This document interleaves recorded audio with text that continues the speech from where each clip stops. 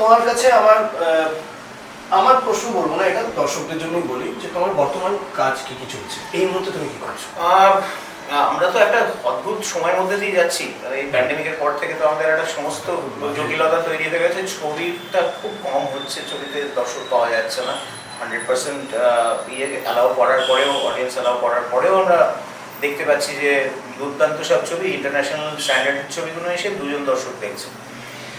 বাংলা ছবি তো একই অবস্থা, দুরবস্থা। তো নির্ভর করছি কিসের উপরে? তার মানে দুটো জিনিসের উপরে, যারা আমরা সত্যি কথা বলতে বাংলা থিয়েটার থেকে বিরাট কিছু টাকা পয়সা পাওয়া যায় না, এটা খুব দুর্ভাগ্যের ব্যাপার, কিন্তু বলতেই হচ্ছে। যদিও আমি একজন একটু প্রাক্তন থিয়েটার কর্মী, ইদানিং করছি না। তাহলে আমাদের বাঁচবো কী করে? আমরা টেলিভিশন এবং ওটিটি এই দুটো প্ল্যাটফর্মের মধ্যে দিয়ে আমাদের চলছে। তো ঘটনাচক্রে আমি টেলিভিশনটা করছিলাম, কিন্তু পুজোর পর থেকে আর আমার কোনো ডাক আসেনি। তো সেটা আমার কাছে একটু খুব দুশ্চিন্তার কারণ ছেলেছিল, কেননা আমাদের তো এছাড়া কোনো রাস্তা নেই। আর আমি খুব একটা যে শো করি যেটা আছে, তাছাড়া শো কমে গেছে, মানে শো হয় না, সেটা একই কারণ। তো যেভাবে থিয়েটারে দর্শক হচ্ছে না, তো সেই জন্যে করতে করতে একটু দুশ্চিন্তার তৈরি হয়েছিল। কিন্তু এটা না 25 বছরের অভিজ্ঞতা, মানে 25 বছরে এটাই আমার সঙ্গী আর কি। আমি আগামী যে কদিন বাঁচবো সেই কদিনও আমার এটা সঙ্গী হবে। সুতরাং এটা আমার কাছে খুব একটা বড় ক্রাইসিস বলে মনে হয় না। এটা আমার কাছে মনে হয় যে এটা পার্ট অফ লাইফ, এটা আসবে, এই ফেজটা আসবে এবং এটাকে ফেস করতে হবে।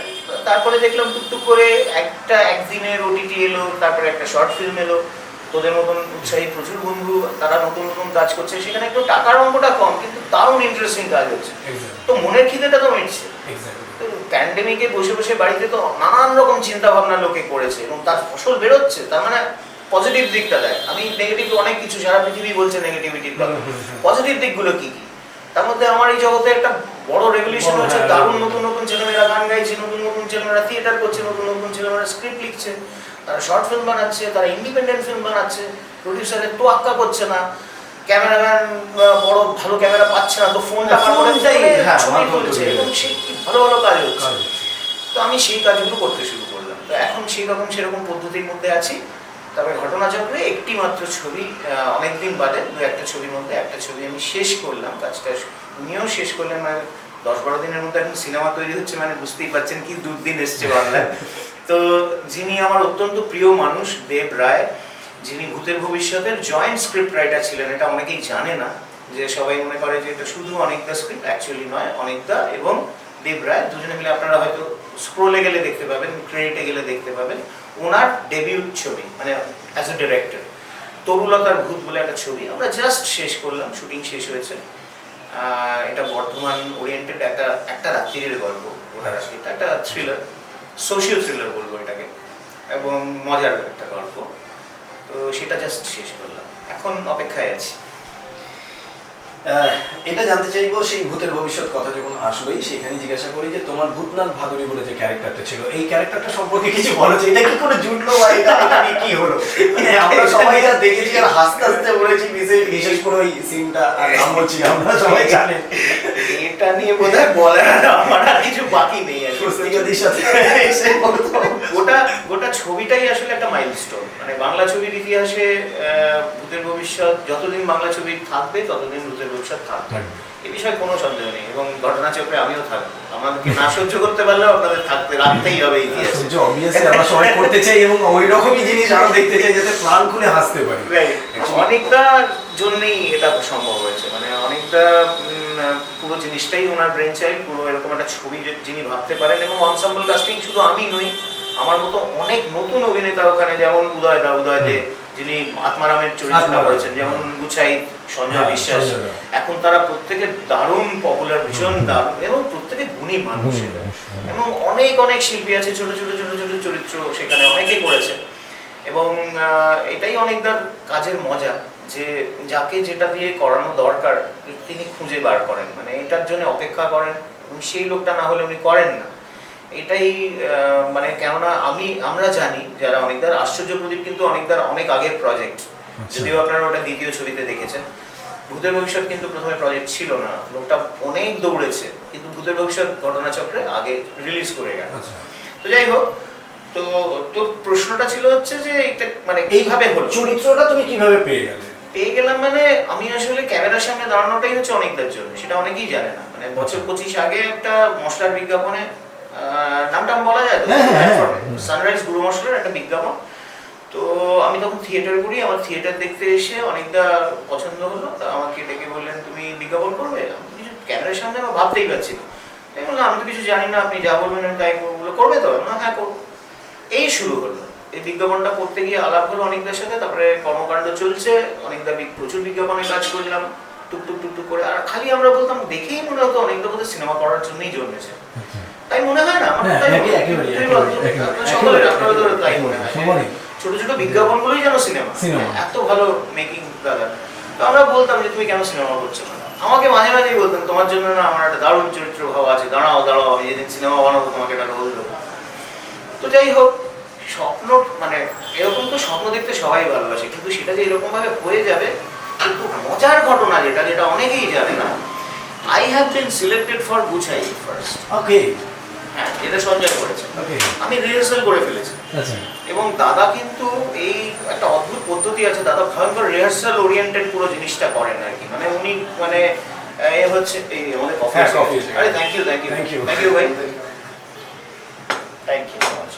এইটা বোধহয় এদিকে চলে আসবে তোমার black tea. Oh right right, thank you thank you. তো যেটা বলছিলাম, হ্যাঁ গুছাই ক্যারেক্টার, তো গুছাই তো আমি রিহার্সাল করে চলে এসেছি। তারপরে হঠাৎ করে আমাকে বলছে যে সুমিত তুমি তো টেলিভিশন করছো, তো আমি তো খুব বেশি টেলিভিশন দেখি না, আমি না একটু শিল্পী খুঁজছি, আমি থিয়েটারে পাচ্ছি না, বাঙাল ভালো কে বলতে পারে, আমার একটা বাঙাল চরিত্র আছে। তো আমি এক কথা বললাম শঙ্কর চক্রবর্তী, শঙ্করদা। তো শঙ্করের বয়সটা একটু বেশি হয়ে যাচ্ছে চরিত্রটার জন্য, আর কে করতে পারে? আমি বললাম লামা, অরিন্দম, অরিন্দম আমাদের বন্ধু।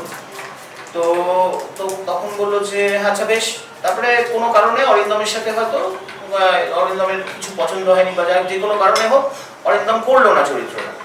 তো আমি তখনও গুছাইতে রিহার্সাল করে যাচ্ছি। তারপরে হঠাৎ রিহার্সাল করতে করতে উনি বললেন যে শোনো না, সমদর্শী আর আমাদের মুমতাজের পোর্শনটা তুমি যদি একটু ওদের রিহার্সাল করো। হ্যাঁ একটু আনন্দের কথা, ভালো। আমি অনেকদের বাড়িতে বসে রিহার্সাল করাচ্ছি একদিন ওদেরকে।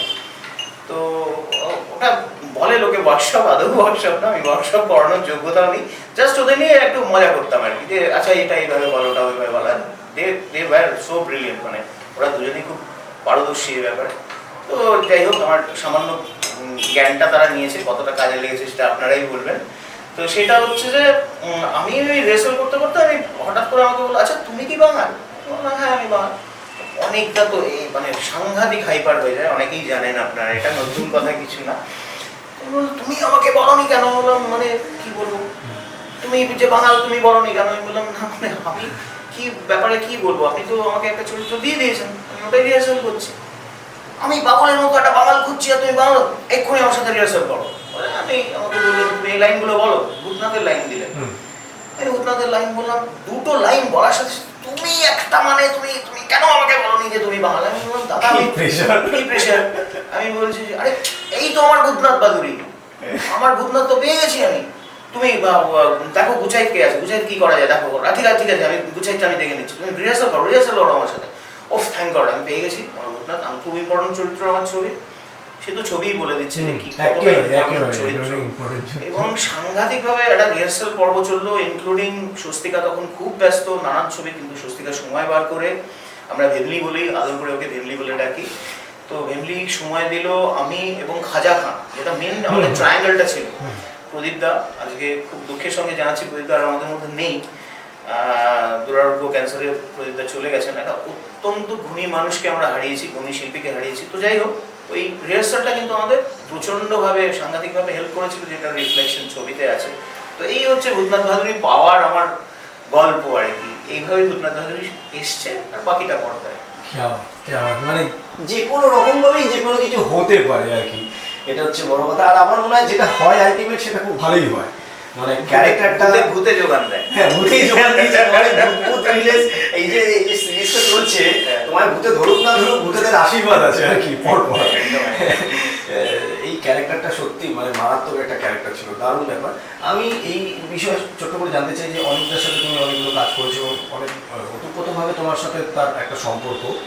অনেকটা সম্পর্কে কিছু ইনফরমেশন চাই। আমি জানতাম একটা জিনিস শুনেছি, আমি জানি না, আমাকে মাফ করবেন আমি যদি কোনোদিন আপনার কাছে কাজ চাইতে চাই। না ঠিক আছে ঠিক আছে, অনেকটা ইজ ভেরি মাচ স্পোর্টিং। যদি এই এপিসোডটা দেখেও একটু রাগ করলেও কিন্তু তারপরে আদর করে যাবে। কি যেন শুনেছি কি প্যানিক কিছু একটা গল্প অনেক দত্তকে অনেকেই প্যানিক দত্ত বলে, মানে সেটার কারণ আছে, একদম ভীষণ একটু এক্সাইটেড হয়ে যান উনি। ওনার এটা মানে এটা ওনার ভেতরে আছে, উনি ভীষণ সিরিয়াস। এবং সত্যি কথাই, মানে উনি বলেন যে সকলে বলে আমরা মজা করে সিনেমাটা করলাম, কি করে মজা করে সিনেমা করে, সিনেমার মতন এরকম একটা সিরিয়াস ব্যাপার। ছবিটা করছে ভূতের ভবিষ্যতের মতন ওরকম হাসির একটা মজার ছবি, কিন্তু কাজটা যখন করবে তখন প্রিসিশন। এক্স্যাক্টলি, কারণ ওখানে অনেকগুলো পয়েন্ট, মানে ওই জায়গাটাতে কিন্তু সিরিয়াসনেসের অভাব থাকলে চলবে না। মানে তোমাকে হাসির অ্যাক্টিং করতে হবে কিন্তু সিরিয়াস থাকতে হবে, এবং সেটা দরকারও আছে, এটা ছবির ডিসিপ্লিন একটা। তো এটাতে অনেকে মজা করে প্যানিক দত্ত বলে, এবং কেন প্যানিক দত্ত বলে এটাতে সব থেকে মজার কারণটা আপনাদের বলি, আপনারা হয়তো জেনে গেছেন যে পরবর্তীকালে যখন ভবিষ্যতের ভূত হলো, সেখানে একজন ফিল্ম ডিরেক্টরের চরিত্র আছে, সম্ভবত অনেক মিত্র বা এরকম একটা কিছু বোধহয়, যেটা বাদশা করেছে। এবং উনি অক্লেশে সেখানে লোকে ওনাকে যে প্যানিক যেটা বলতেন, ওটা ওখানে মানে নিজেকে রিডিকিউল করছে লোকটা, ডিরেক্টর। সেখানে লিখেছে যে হ্যাঁ আমাকে তো অনেকে প্যানিক মিত্র বলে ডাকে। তুই ভাব, ওটা সংলাপে আছে। একদম মানে যারা ভবিষ্যতের ভূত দেখবেন তারা দেখবেন যে মানে লোকটা নিজেকে নিয়ে মজা করতেও মানে ছাড়েনি, মানে পিছপা হয় না, যে তার মধ্যে কতটা রসবোধ থাকলে তবে তিনি এই জিনিস, যেমন শিবরাম নিজে করতেন, যেমন তারাপদ রায় তার লেখার মধ্যে করতেন, যে নিজেকে নিয়ে মজা করা, নিজের মদ খাওয়া নিয়ে মাতাল হয়ে যাওয়ার পরে তারাপদর কত মজার মজার গল্প আমরা পড়েছি, আর পড়তে পড়তে আস্তে আস্তে পেট ফেটে গেছে, আর লোক ভেবে ভিজুয়ালাইজ করেছি লোকটা কেমন ছিল। তো এইটা অনেকটার মধ্যে রয়েছে, প্রমাণ পাওয়া যায় না, যখন নিজেকে নিয়ে সবাই আমরা হাস্য কৌতুক সবাইকে নিয়ে করতে ভালোবাসি, কারণ আমার থেকে একটু দেখতে ভালো হলে তাকে নিয়ে তো সবাই ভালোই মাতবে বা এ করবে, কিন্তু আমার নিজের খারাপগুলোকে নিয়ে লোকের সামনে নিজেকে মজা করা,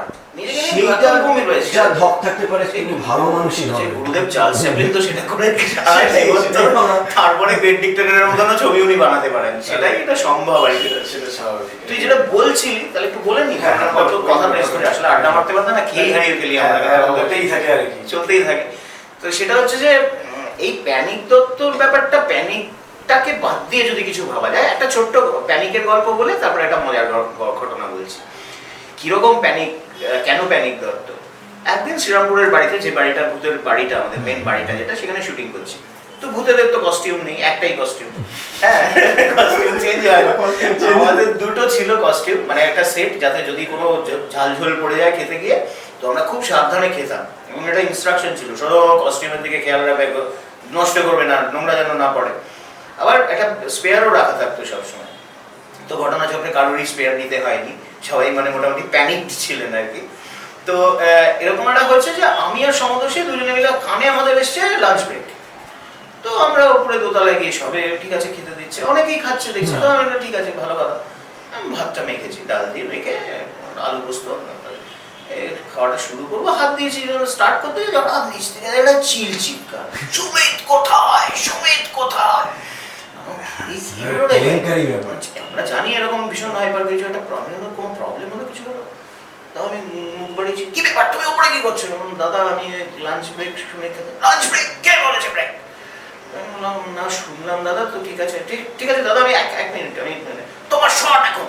হ্যাঁ দাদা আসছি আসছি দাদা, আমি জাস্ট হাতটা ধুয়ে আসছি। হাত ধুতে আমরা অনেক অব্দি শট।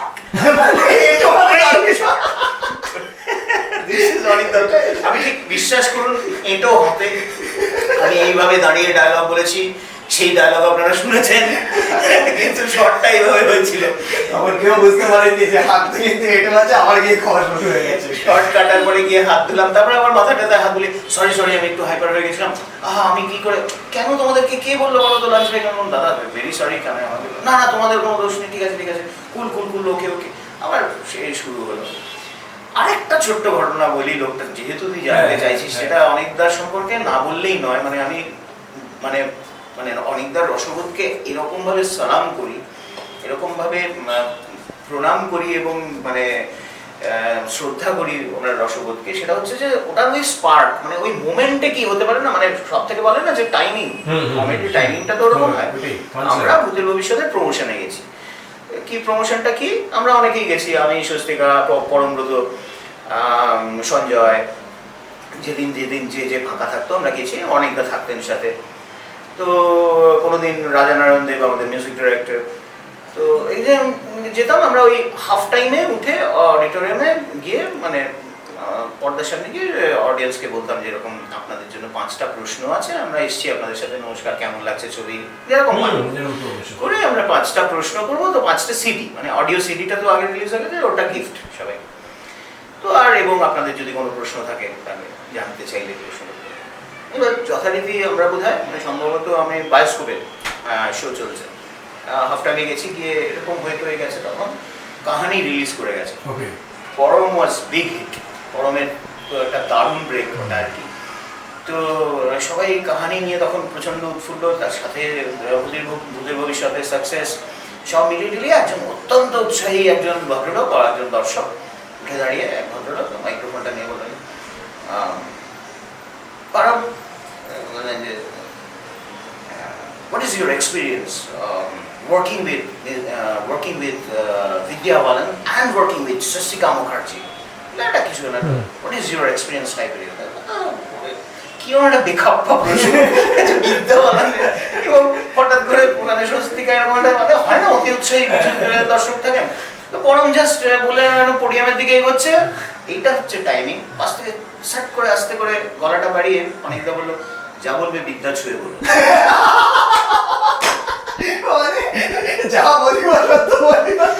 আমাদের ছোটবেলায় ছিল না, যা বলবি বইয়ে হাত দিয়ে বল, বিদ্যা ছুঁয়ে বল, ঠিক বলছিস তো, সত্যি কথা বলছি না। কি বিপাকে ফেলেছে ভাবো একবার, হ্যাঁ পরমের অবস্থাটা ভাবো, যে যা বলবে সত্য কথা বলবে, বলতে পারবে না পাশে স্বস্তিকা দাঁড়িয়ে আছে, যদি বলে যে বিদ্যাকে ভালো লেগেছে তাহলে তো হয়ে গেছে। This is all about Amit.